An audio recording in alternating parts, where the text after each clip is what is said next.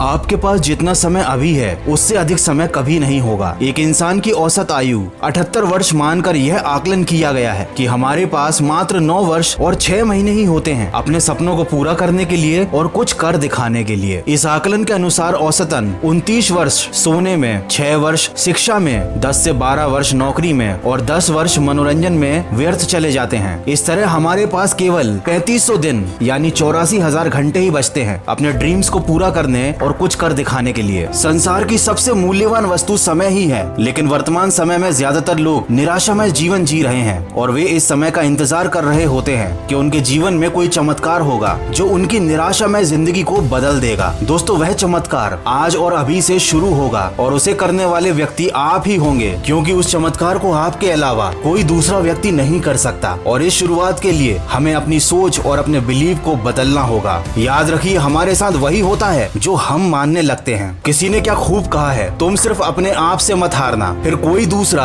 तुम्हें हरा नहीं पाएगा। ये उदाहरण आपने कई बार सुना होगा कि वैज्ञानिकों के अनुसार भौरे का शरीर बहुत भारी होता है, इसीलिए विज्ञान के नियमों के अनुसार वह उड़ नहीं सकता। लेकिन ये बात भौरे को पता नहीं होती। वो मानता है, वो विश्वास रखता है कि वो उड़ सकता है, इसीलिए वो उड़ पाता है। इसीलिए सबसे पहले हमें अपनी गलत धारणाओं और अपनी नेगेटिव बिलीव्स को बदलना होगा। हमें ये मानना छोड़ना होगा कि हमारे साथ वही होता है जो भाग्य में लिखा होता है। दोस्तों, असलियत तो कुछ और ही है। हमारे साथ जो कुछ भी होता है या होने वाला है उसके जिम्मेदार सिर्फ हम होते हैं। इसीलिए जिंदगी में खुश रहना या दुखी रहना सिर्फ हम पर निर्भर करता है और भगवान भी उन्हीं की मदद करते हैं जो अपनी मदद खुद करता है। अगर कोई इंसान ये सोच रहा है कि उसके साथ जो कुछ भी होता है वो उसके हाथ में नहीं है, तो सबसे पहले उस इंसान को अपनी ये गलत धारणा बदलनी होगी। आपको एक बहुत अच्छी किताब का नाम बता रहा हूँ, change your schedule change your life. इस बुक की समरी जरूर सुनिएगा, इससे आप अपने समय को और अच्छी तरह से मैनेज करना सीख जाएंगे। और इस बुक समरी को आप सुन सकते हैं कुकू एफएम पर। कुकू एफएम एक ऐसा ऑडियो बुक प्लेटफॉर्म है जहां पर आप बहुत अच्छी